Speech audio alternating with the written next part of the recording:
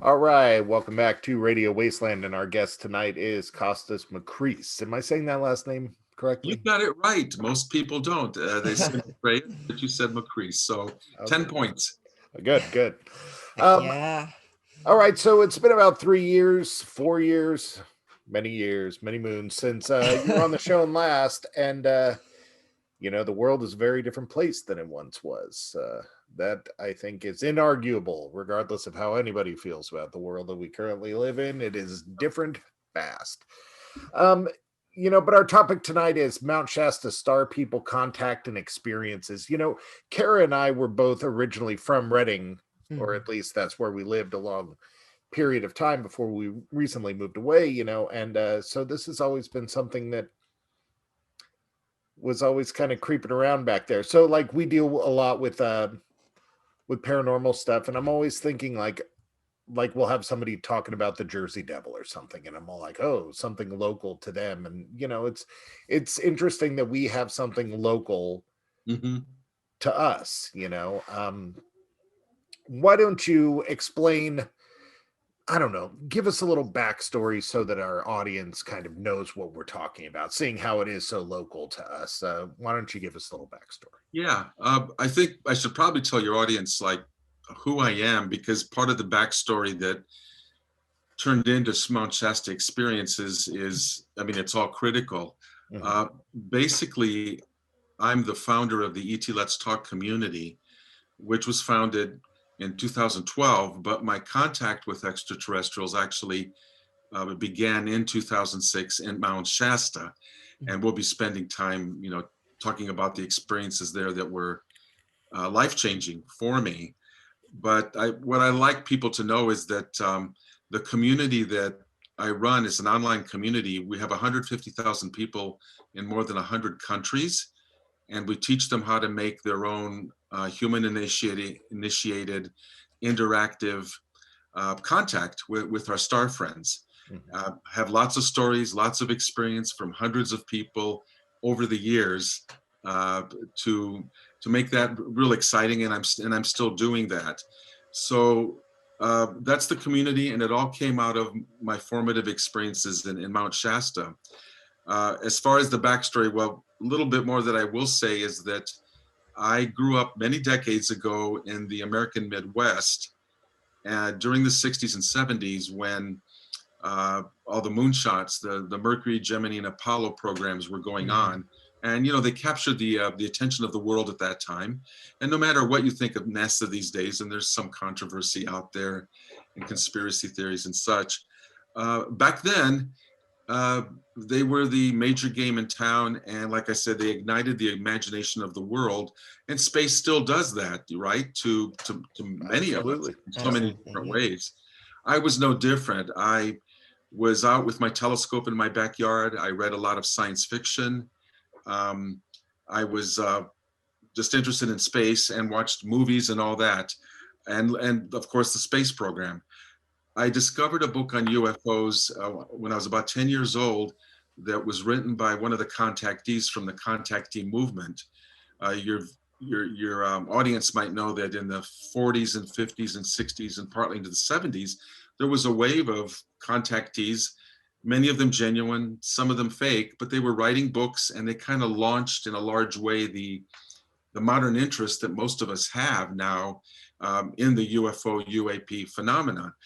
And I Mhm. was no different as a kid. Saw that book, saw the pictures of the dome-shaped craft, and I was smitten because Mm. this was science fiction come to life, Of right? course, yeah, yeah. And Yeah. I knew that they were real, but fast forward many years later till 2006 in Mount Shasta, uh, but here in the San Francisco Bay Area, which is about 4 hours by car, at least the way that I drive, very Right. straight and You and me both on that one. legal limit all the time. Right. Um, Of Maybe four and course. a half hours, Mhm. uh, which is really convenient. Mount Shasta has a well-deserved reputation as a powerful spiritual place for interdimensional experiences, outer space experiences, whatever you want. It has attracted lots of people, and for good reason. a lot of experiences, and mine are no different. And I'll go into some more of that detail. What I will say that in 2006, as an adult, I got on the internet and put the word UFO into the search bar. Try doing that. Yeah. And then stand back, because it's like someone just aimed a fire hose at you Yeah. and it just comes at once, right? I do that But every Monday to get our news. do And it's you? just- Okay, you know yeah, exactly what I'm talking it was about. just like- The tough part is, how do you whittle all that down? Exactly. And Yeah. back then, I discovered a group of people doing something new, which was human initiated close encounters of the fifth kind of contact, which you do with your consciousness through meditation and visualization. And you connect with the star beings piloting these craft. And depending on how you want it, you can have communication that's interactive in so many different ways. So this group of people was doing that. That was very new to me, that you could reach out and do it. All during my life, I had known people that I trusted who had up close and personal encounters with starcraft. I mean, literally, I people I know who one would fly over their car, just like in the movie, and the Right. car would stop. A beam of light would shine down. They'd have circular lights. It would zip about. No noise, no nothing. I had a friend who's had an experience in the New Mexico desert with really a mothership, her and 4 of her passengers in a car. But not until I decided to go join this group in Mount Shasta for a week and learn how to make my own contact could I ever say that I had my own experience. And I had 3 of them during that week that made it very real for me and changed my life, so that I wound up eventually founding this community, etletstalk.com, which teaches people how to do this, and also founding the People's Disclosure Movement, which I can also talk about because it's very, very important these days as a topic in the UFO UAP community. Absolutely. And by the way, the People's Disclosure Movement has, by my count, and I think this is kind of conservative, 650,000 people all over the world talking about, interested in doing their own disclosure. And a lot of that is the kind of thing that we teach at ET Let's Talk, of doing your own. And I have more to say about that movement, because it's really the big umbrella of what's going on the planet right now, that everyday people like us really have a hand in, rather than waiting for governments to give us the narrative of what's going on, to cover it up, to lie to us and all that. With that movement, we make our own contact, and we kind of go from being believers into knowers, because we're the ones that reveal and actually see and communicate with these pilots. So that's a whole nother stream of stories. You know, the question that really comes to mind from this immediately is the Mount Shasta connection and this sort of spiritual crossover. So Yeah, I was wondering that too. so Mount Shasta is really associated with this spiritualness and with these alien visitations. Are we confusing visitations with another being that's actually something scientific and totally natural to them as something that's being spiritual? Is there a confusion there, or is there actually a connection there? I really think there's a connection. I look at it as a continuum. Every living being, no matter what frequency they are, and you can talk about other dimensions, you can talk about the physical world that we're in, we all have consciousness. That is what the universe is. And we're all at different levels, in my humble opinion, of development. There's nothing wrong with me being in this body, for example, or you having a spiritual consciousness and having the ability to contact with some greater source, that whatever you label it. So I can be physical, drive a car, and also be a spiritual being. I don't see why that would be any different. I guess what I'm trying to say is, I don't know if I. no, Yeah. no, I totally get what you're saying. You're helping me clarify my question. And that is the difference, whatever the difference is, I don't know, between spirituality and telepathy. Like, are we dealing with spirituality, or are we dealing with telepathy, or are we dealing with both? I truly believe it's both. Okay. Telepathy is just a means of communication. It's the infrastructures, if you will. Spirituality to me is a matter of the heart, uh, the personal heart, the great cosmic heart, the love, in my opinion, that holds the entire cosmos together and which prevails. Um, Despite the outer seeming of what we see in the world, I truly believe the underlying magnet that holds us all together is a great heart. It's great love, a great being that we are all that, expressing itself through love, which again, I think conquers all. Telepathy is just a means of that, doing that communication. And a lot of that goes on in our community. Mhm. Yeah, I just I'm always very confused by it because I'm not particularly a spiritual person. So when I hear people say that, I'm all, do they mean, sorry, Kara, what were you about to ask? Well, I'm curious about Mount Shasta itself. You mentioned it as sort of a important sort of spiritual transdimensional place. I'm curious about like sort of the nature of that and why that is. Is it a mountain that's sort of arbitrarily chosen as by these beings as like a crossover point or whatever, or is there something about the geography of the place that is like? I think it may be all of the above. I don't have all the answers about that mountain in that way. What I know about it is just the many people who've gone there, as well as my own experience, who have had different experiences. So we know from the evidence, of our own beingness, that there is something there. Now, having said that, some of the beings that people have contacted at Mount Shasta will give them more information that will answer the kind of thing you're asking about. And yes, I have heard that it is geographically a center, like a chakra of the planetary body, in the same way that human beings are said to have, the 7 chakras, or there's a lot more, but 7 major ones. So yeah, it has a physical dimension to it, or rather a powerful spiritual magnetism to it, or whatever word you want to label it, that results in a lot of cool experiences for a variety of people. I'd like to tell you about really what I think your viewers would be interested in, because this is a local story and we all love that mountain, having gone there very many times. So back in 2006, when I drank from the fire hose of putting in UFO on the search engine, and then discovering all these people, I said to my wife, who also grew up in the same era that I did and had been interested in space, but not in the real far out stuff like science fiction and getting into astronomy, moreover just in the space shots kind of stuff, because that was in the headlines a lot. And in the history part of it. Yeah. And she was an engineer like I am, so we had interest in the rockets and the fuels and all the laws that went into how you get from here to there with the science that we know. Anyway, I said to her, hey, these people are making contact up there, and this is kind of cool. A little bit of me is afraid, because I grew up with all the scary Hollywood movies about aliens coming to eat us and take our women, take our men, take our cars, take our good clothes. I don't know. Whatever frightens human beings, Hollywood was willing to go in there and just put that fear into you, and they still do. Oh yeah. E.T. wants your Crocs. Yeah. They want. Oh, you said good clothes. Sorry.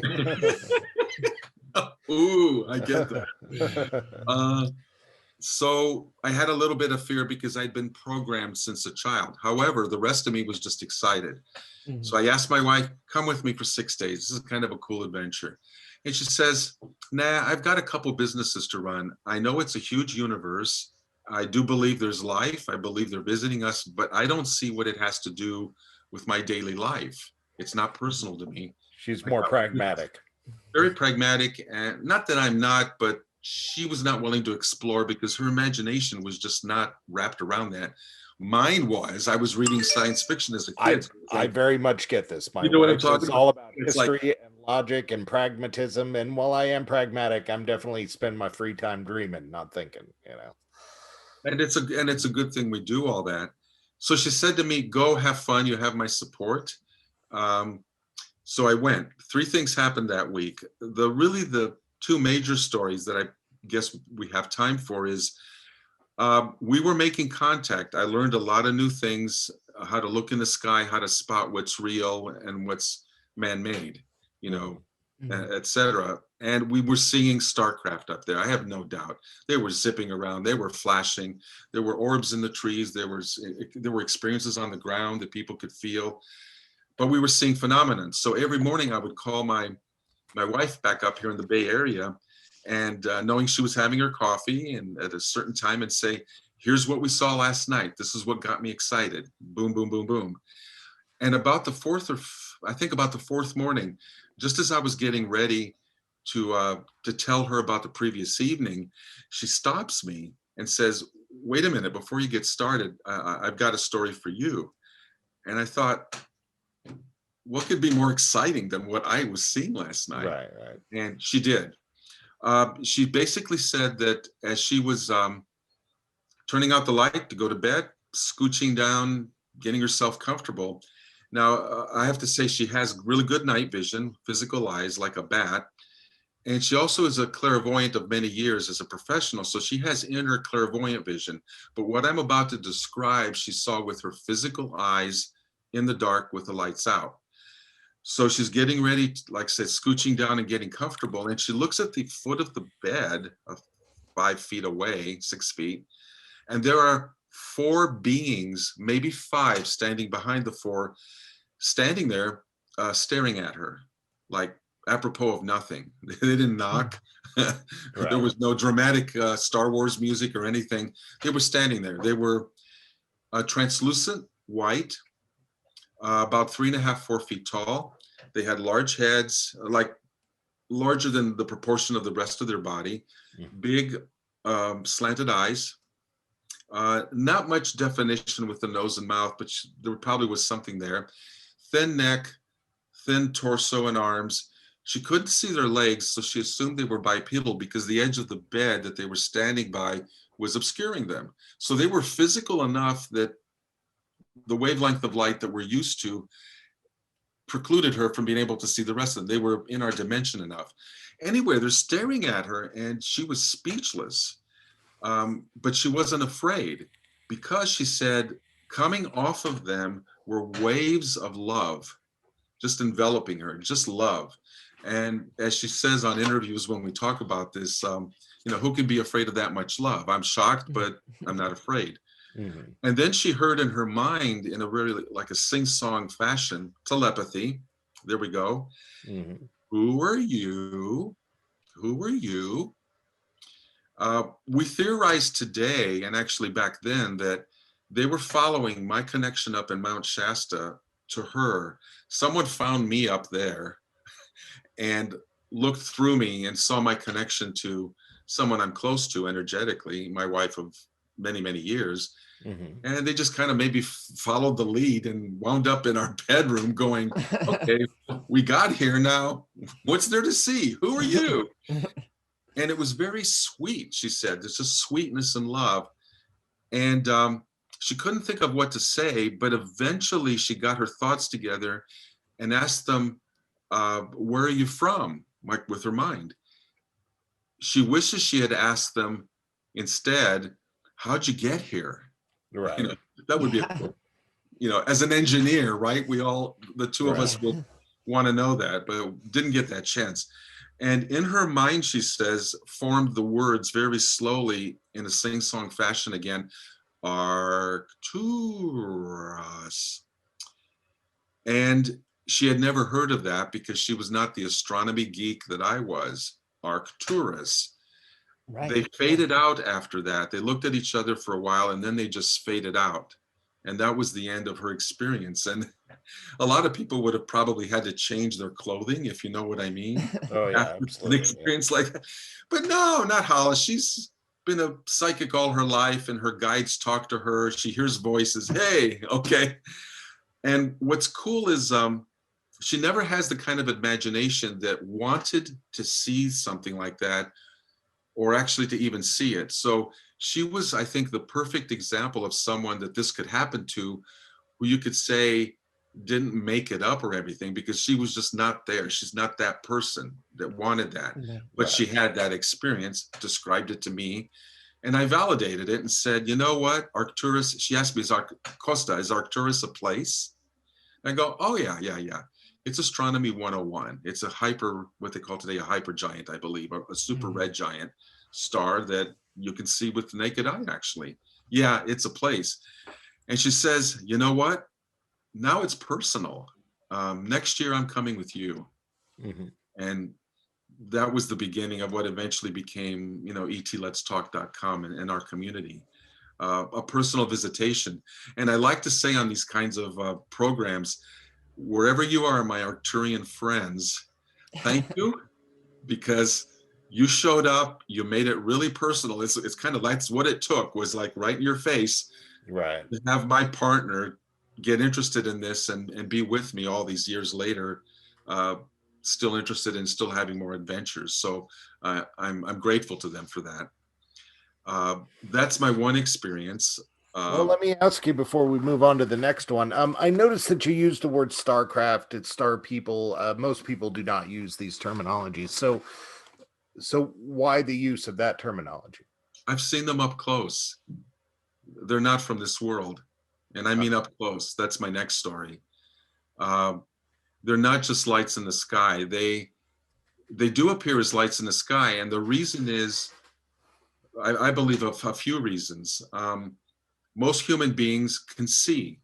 Some of us, maybe, if you talk about psychic gifts, have this gift or that gift or the whatever, and may be able to perceive in different ways. Not everyone is equal, so not everyone can share an experience if, say, it's just telepathy or it's clairaudience. We all have sight. I mean, thankfully, most of us. So when we see lights in the sky, it can be a group experience. We might see different colors, but we're all sharing it because these organs here are there. So the lights in the sky are important.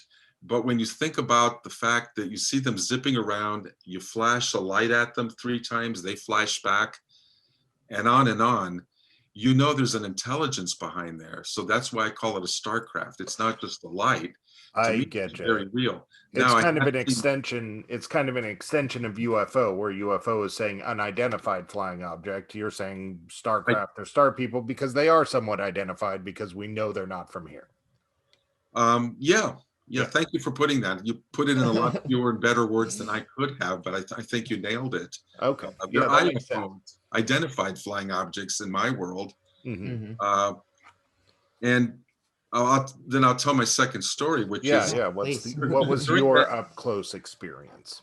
Yeah, and those are the ones that matter to me. Like I said, I've known people who've had those, people who I believe, and that planted the good thoughts in me. But I tell you, until you have your own, however it manifests, it's just all up here.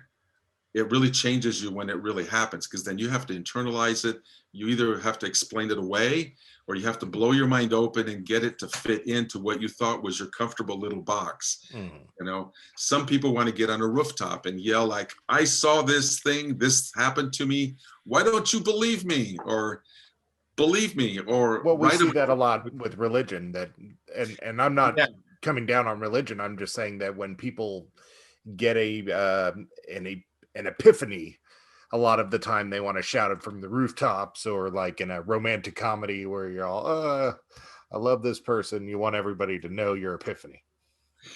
I am, again, very well put. And I think most people resist doing that. I mean, going over the top.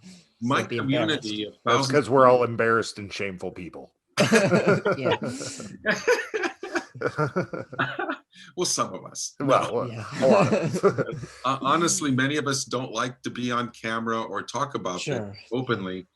And I meet a lot of people in my community who say, I've never knew this community existed. I didn't know there were others like me.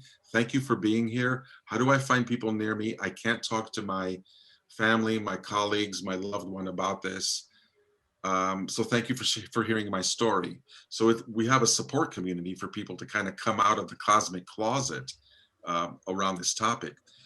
But back to what changed me there, and that was that during this same week that I was making contact, one of the nights, and we finished, I think, around midnight, 12:30.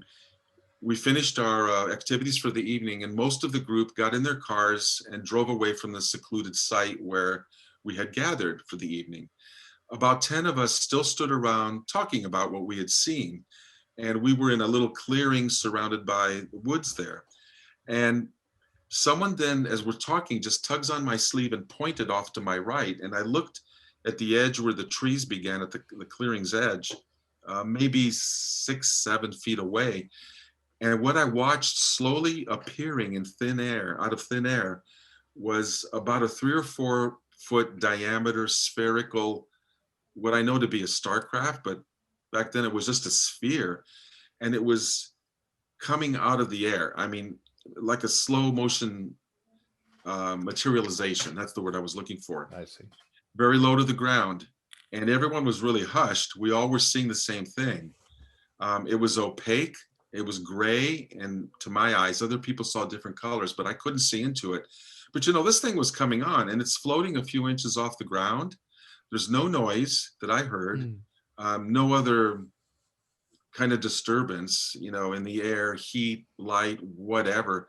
It's just there, you know, amid the trees in the background, and we're looking at it. Now, it lasted for about half an hour, but a lot happened in there in that half hour. After a few minutes of looking at this thing and wondering what's going on, and knowing that we're really seeing something that's really out of the realm of what is supposed to be possible, because I don't know about you, but I've never experienced watching something with my own eyes slowly materialize. I don't mean like a pop, that would have been cool too, but kind of slowly come on. You're rubbing your eyes, you're looking, going, is it the moon? Is it the shadows? You're questioning yourself, and suddenly you're going, no, it's there. That sucker's there. I don't know what it is, but we're all seeing it. One of the people from across the way, pardon me 1 second, I have to dismiss something here. One of the gentlemen shouted to the rest of us, hey, I just got a telepathic, here's your telepathy again, Chauncey, a telepathic communication from the beings who are inside of this thing. And they tell me that they're scientists. They have come to Earth to study our human energy systems. And I thought to myself, that's amazing, but it kind of makes sense. We humans explore. Why wouldn't other scientists from somewhere find us interesting along the way and want to study? So, you know, maybe we're somebody's PhD thesis, you know, the research. Maybe we're the lab rat. It's the menagerie. Yeah. And I was okay with that. And I kind of believed them. It was as good as anything else, which wasn't hearing anything else. But here's the really cool thing. Standing next to me for that half hour was a new friend I had made. I'll call her Gloria, not her real name. Who's I had learned during the week is a very gifted psychic woman. She was standing a foot or two away from me during that half hour, but she was standing like this, very erect and not moving. Good posture, right? And her hands out parallel and not moving for that whole time. I didn't know what was, I mean, that was weird. You know, I wanted to turn to her and say, hey, Gloria, whoa, okay. What's going on? I didn't say anything, but I stayed by her in case she showed any signs of distress. At the end of about a half an hour of all of us still standing around and looking at this thing, she did show some signs. She's kind of wavered. And I think I steadied her by the shoulders and said, you know, are you okay? Do you know your name? Do you know where you are? How many fingers? You know? Right. And she said, I'm okay. I'm a little disoriented. I'm a little woozy, but I'm fine. And so I asked her, well, what happened? You were standing there not moving. Something happened. And she said, one of the scientists approached her telepathically and asked her, may I merge with you so I can study your energy system? Apparently this being found her an easy communication because she was already psychic, and asked for some permission. Now, a lot of people would run away. A lot of people would run away at that point with their hair on fire and like, get me out of here. But what an amazing woman. She had the presence of mind not only to say yes, but to negotiate with this scientist. And here's what happened. She said telepathically to the being, You may do that, yes, but I have 3 conditions. And the being said, okay, what are they? Okay, they're having this conversation, right? None of us are hearing this, but that's what's going on. She said, number 1, I want to stay conscious and aware of my surroundings. And the being said, okay.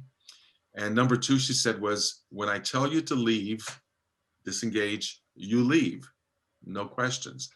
And it agreed to that. And her 3rd condition was you don't touch the sex equipment, no probing anywhere. And, we laugh about it. Right. Yeah. But We can. given But the history of what she knew at the time, that was maybe a good call. we think it was a good call. I do believe so. And the being said, okay. So during that half hour while she's standing there, that's what was going on. They were doing or he or she or it was doing some kind of experiment with extra dimensional energies.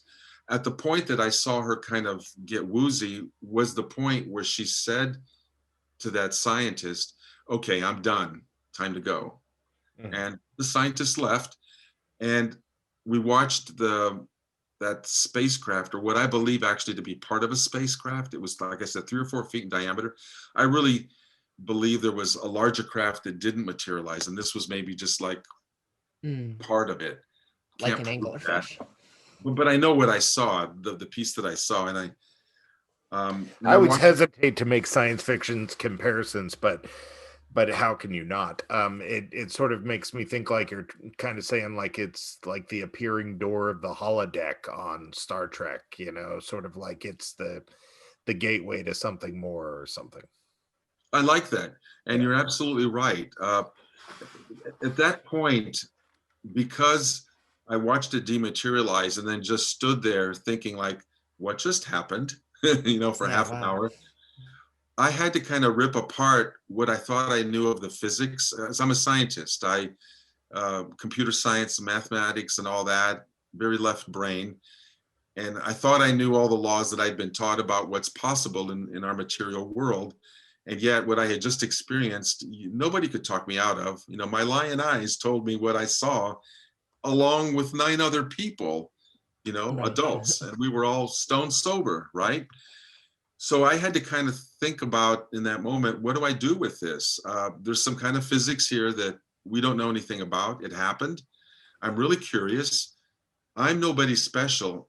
And the activity that we've been learning here all week is what I believe has allowed this communication and this experience to happen.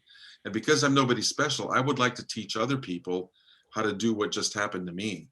And that's really kind of what's seeded the desire in me to want to teach and organize other people. I had been a political activist in my youth in the 60s, social political activist for different causes, anti-war and the environment, and a lot of movements that had started. So I was used to being an organizer, and now I had the internet. I thought to myself, this is a natural place to go out and find other people, tell them about this experience, get them excited, and let them loose, have their own experience. And that really was the birth of what I call the People's Disclosure Movement, because it's grassroots, by the people, of the people, and for the people, not from a government. And right. That's a big divide. So that's how I took it. I am not the kind to shut up and just put it in and pretend it never happened or be scared to talk about it. I started talking about it and organizing people. And, here I am 14 years later, almost 15, doing the same thing with a much larger audience. And I want to throw out a quick statistic to tell you how big that audience is, because I know you guys can appreciate this, and I hope your audience does too. It's not just us and 10 of our friends, and I don't want to put words in your mouth. I don't know if you believe any of this, but who believe that we are being visited and we can communicate. There was research done that finished in 2016, about 5 years ago, the largest research of its kind done with 24,000 people from all different countries, religious backgrounds, economic systems, different beliefs, so that they kind of represented a cross-section of humanity and not just, a few dozen crystal gazers in the San Francisco Bay Area, right? Right.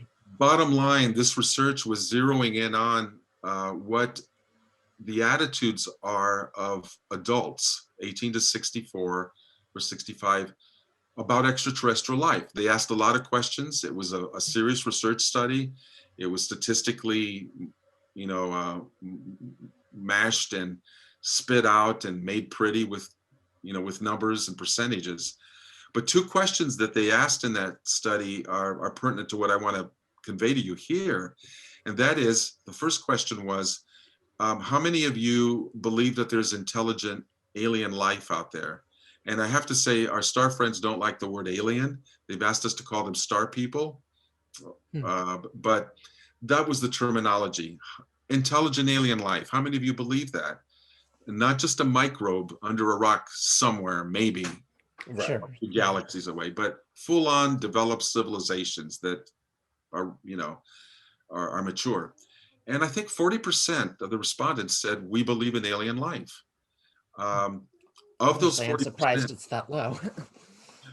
I'm kind of surprised it's that low too. Now that was 5 years ago, and things have been accelerating, True. but Yeah. the study hasn't been repeated, so I don't know how that's grown. But I do know that it's growing because I'm encountering it more often now with just everyday people. So there's just some evidence that the public is really more aware.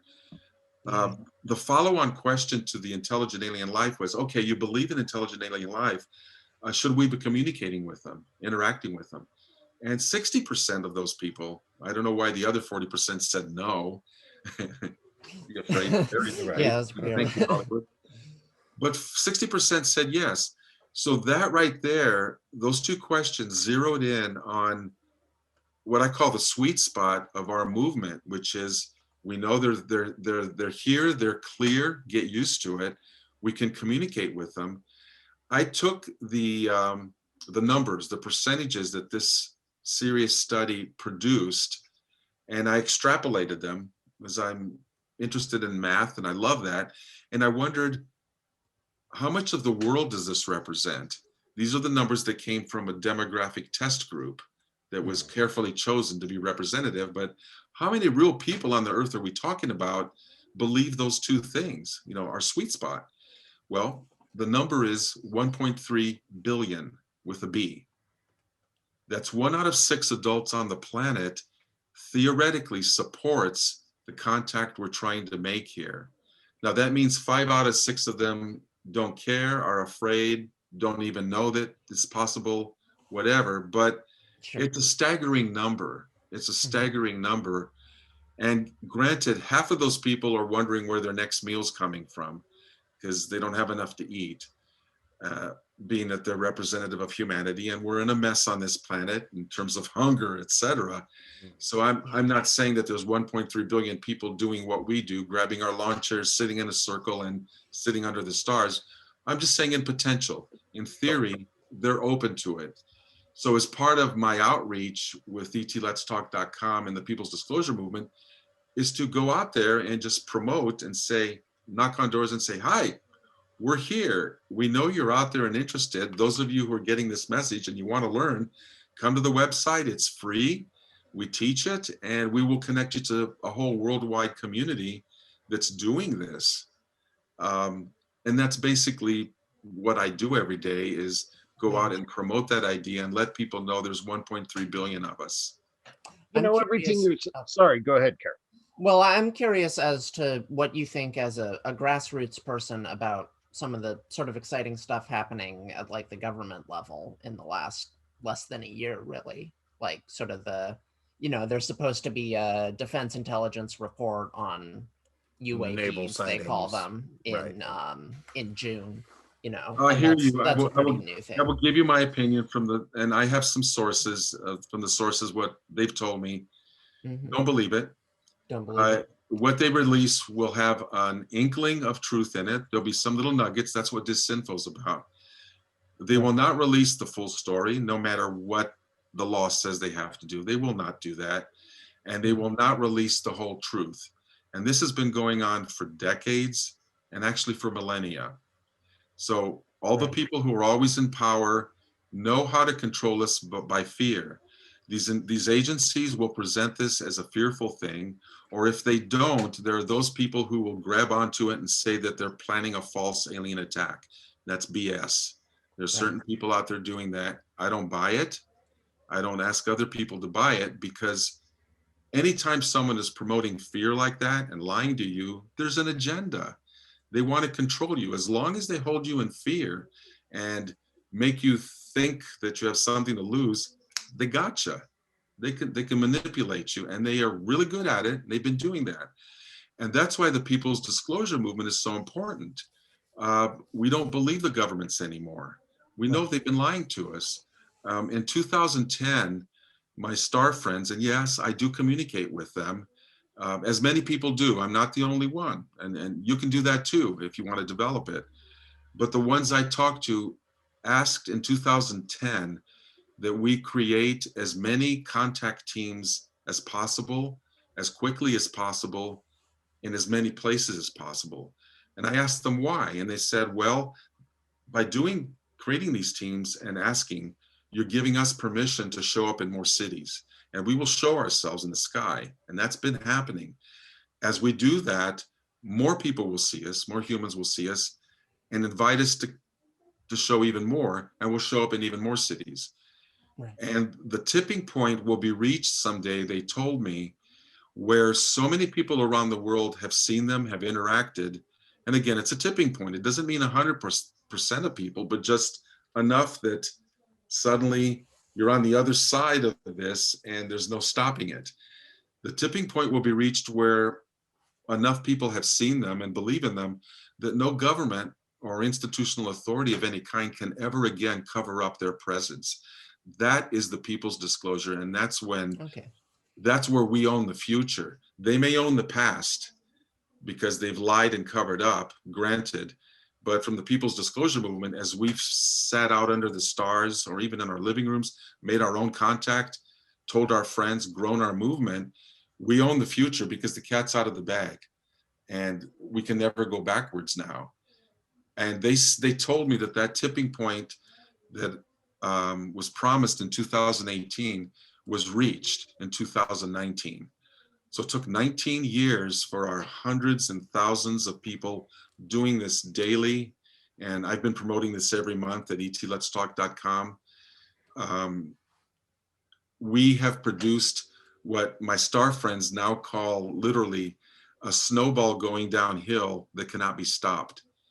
So what do you do with that? You realize that we are becoming cosmic humanity, and those of us who are involved in this are doing the most incredible exploration ever in the history of humanity as we reach out, and they're reaching back. They also told me that in 2019, the prime directive had been removed for them. That Star Trek thing, which is where you don't, where you don't mess with the locals down there. Yeah. Except they were always allowed to prevent nuclear war, they told me. So I've never feared a nuclear war, limited or otherwise. And there's cases of them intervening, if you know where to look. So I believe that. But additionally, in 2019, our momentum has grown so much, our consciousness has grown so much as humans, our openness to them, that they are now allowed to help us to become partners. I don't use the word intervene because that sounds like it's something done from the outside against your will. They're allowed to partner and work with us. We need to ask them and still give them permission, like, hey, help us with the climate crisis. What can you do? We have videos we've seen of them around Fukushima, literally cleaning up radiation. I've seen chemtrails literally cleared away and within minutes by objects up there. They have those technologies. We're allowed now, or they're allowed to kind of interact with us deeper into our affairs with our permission to make a better world, because they're here out of concern that we're going to blow it here. And because they are societies that have gotten over their worst instincts and made it to the stars, they see the potential we have in a spiritual way and a material way to do the same thing. So they're holding out their hands to us energetically and physically to say, we're here to partner with you, ask for our help. We're all over the place now, and it's only a matter of time before we have full open contact. And it'll be because the people brought it about, not because some government decided the timetable or decided to tell us how it's going to happen. We're the ones in charge now because we've got the numbers. Okay. Yeah, That's I the see. short So story. it's like, Yeah, well, telepathic that answers democracy. my question. But Good stuff. you have it's I have to address the potential fear factor. A lot of people talk about their experiences, and their experiences are maybe being abducted, are scary, are injurious, are accusing people of going missing and never coming back. And like, do we have anything to fear from the Star People? Because everything you're saying is all very nice, but so the question would either be, do we have them to fear on any level? And if not, is there something else to fear on any level? The governments of the world, fear them. Fear the elites who don't want to see free energy released because they want to control it. They create the wars. I think we have more to fear from humans, from other humans, and they're a small minority, but they run the world. They have trillions of dollars, and they do not have our interests in mind. That's one side of things. Now, as far as I believe that there probably have been negative ET races out there. At the moment, from what I'm told, they have been dispatched on Earth. They're not allowed to be here anymore. They are outnumbered, outmaneuvered, out everything.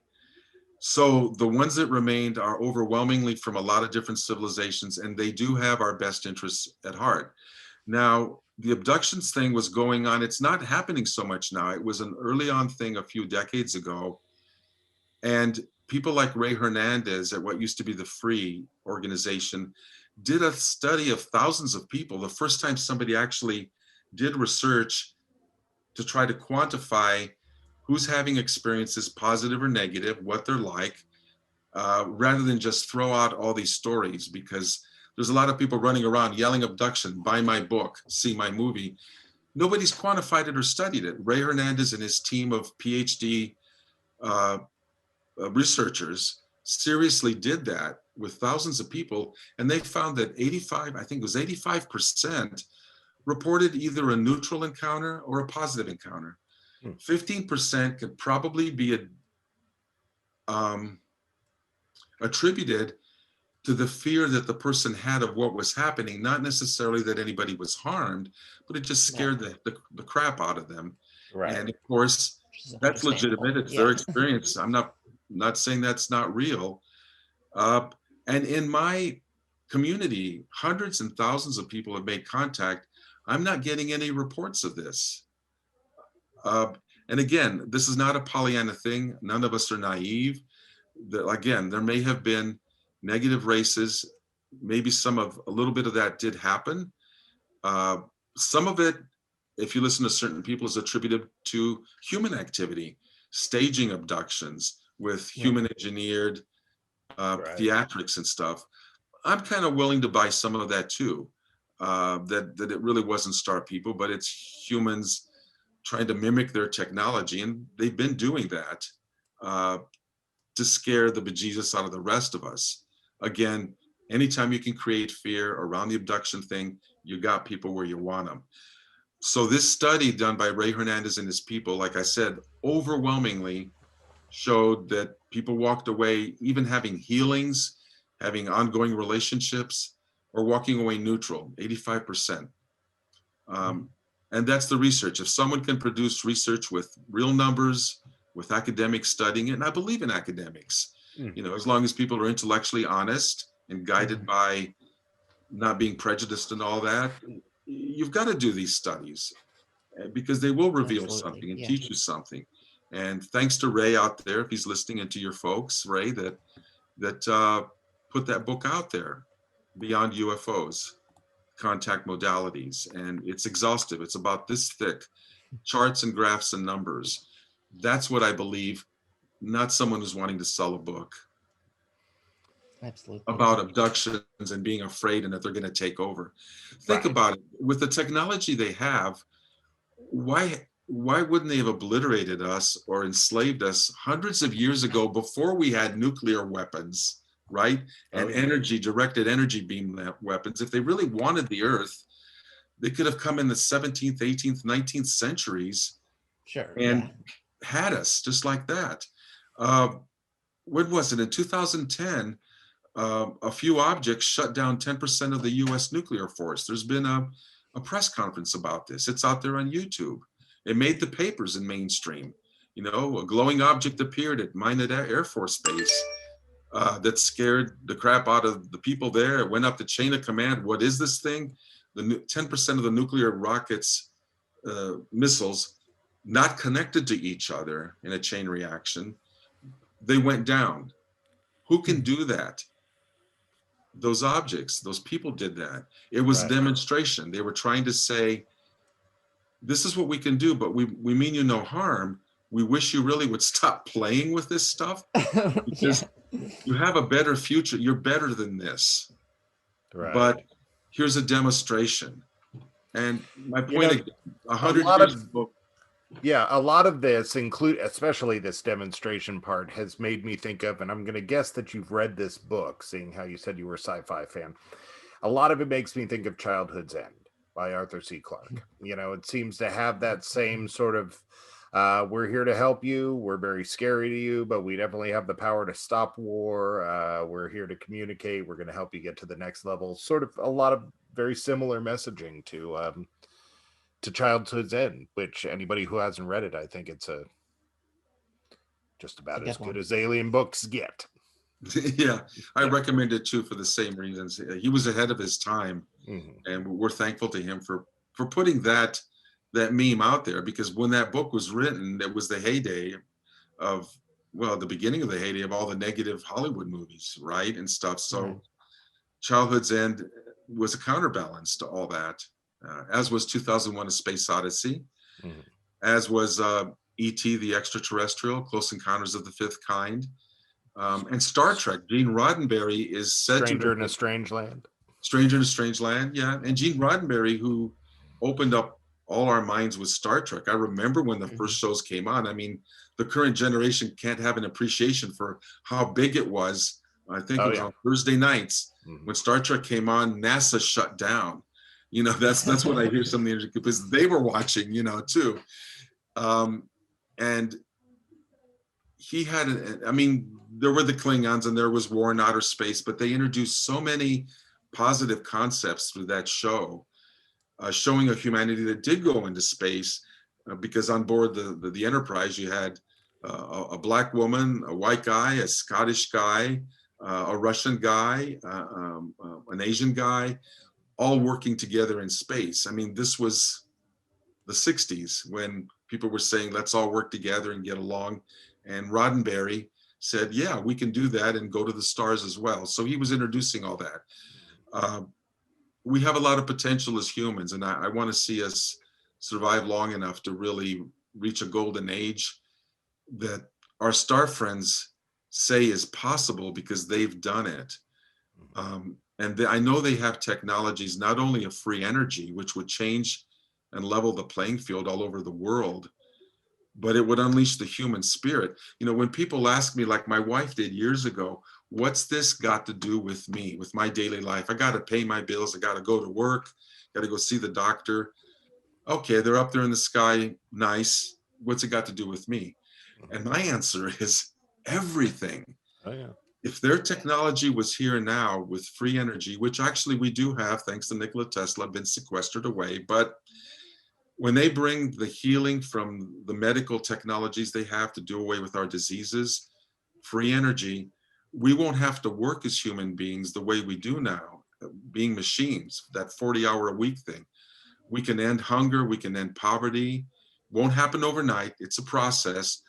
But once people have this energy where they can power their home, their house, their car, their city, their country for free, forever, with no pollution, that will free us up from having pay so much to create stuff, so that we can let our spirits, we can spend 30 hours of what we used to be 40 hours of work, learning to dance, to write poetry, to travel, to meet new people, to expand ourselves, to get along, so that we're not fighting for the oil under someone else's sand amongst ourselves because we think we have limited resources. That's the fossil fuel game that the powers that be want to keep us in, with the fear. And that's what you're going to see June 25th. There's going to be, I think that's the date or thereabouts, Yeah, something is like is a smattering. And I'm telling people, my star friends have said directly, don't be a victim to that fear. It's the same old game. They'll sprinkle some nuggets of truth in there. Certain other people will cast it as an alien false invasion hoax. Pay no attention to that. They said, if you want a future, the best way to predict the future is to create it. Start visualizing the world that you want, is what was suggested to us. Put your energy and direct it towards creating that world, finding allies, doing something in your neighborhood for the world, whatever project betters the world. Put your energy there and you will create that world. If you want to stay in fear, then you're welcome to do that, but you're not going to get that world. You're going to continue to be a puppet on a string, being manipulated by someone else, fearing an alien invasion or the possibility of one. And I'm just begging people to ignore that, ignore the people talking about that, and just go out, make your own contact, and find out how we're really loved. I have lots of stories about that too, because it is about love. It's a perfect segue for sharing those, because we're right here at the end, and I want to make sure that we have a chance to let the audience know where they can reach you.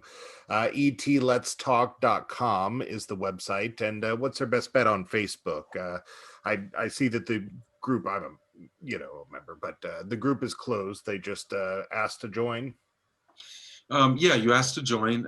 It's called CE5 UFO Sirius, SIRIUS, etletstalk.com. If they're all part of the title, if you put that into Facebook, it should bring up the group.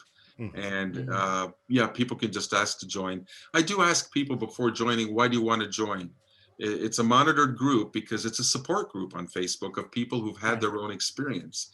Not a place where you just announce general UFO stuff. It's about the members having their own experience, teaching each other, helping each other, putting the pieces of the jigsaw together. So it's a support group with cool experiences and a lot of great people there. But the membership is free on etletstalk.com. You'll get on my list. We have free webinars. We have retreats where we teach people.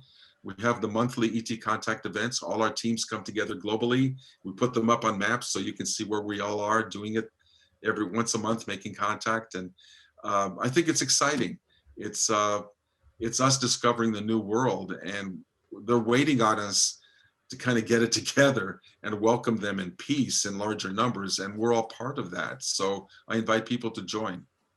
Sounds great. Well, you've been listening to Kosta Makreas here on Radio Wasteland. We've been talking about the, Mount Shasta Star People and contact experience was our initial topic, but we definitely dug deeper into the communications and really kind of what's going on in your world. If you want to find out more, check out etletstalk.com. And thank you again, Kostas, for being on the show.